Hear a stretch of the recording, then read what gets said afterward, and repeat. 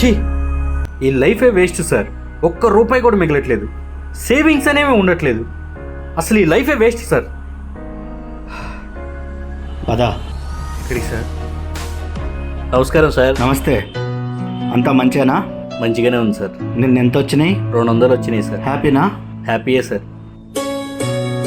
మొన్న ఎంత వచ్చినాయి? 500 వచ్చినాయి సార్. కోటర్ దాకా ఇంటికి పోయినా. ఖుషి, హ్యాపీ సార్. హ్యాపీ.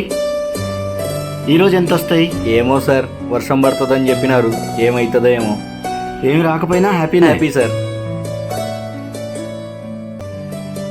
వాసు, నువ్వు రోజుకి ఎంత సంపాదిస్తావు? 5,000 సార్.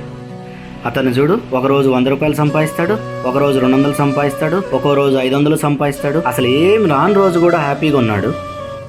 రేపటి గురించి ఆలోచిస్తే ఈరోజు లైఫ్ నరకంగా ఉంటుంది. సేవింగ్స్ తప్పని నేను అనడం లేదు. ఈరోజు సేవింగ్స్ లేని లైఫ్ వేస్ట్ అనుకోవడం తప్పు.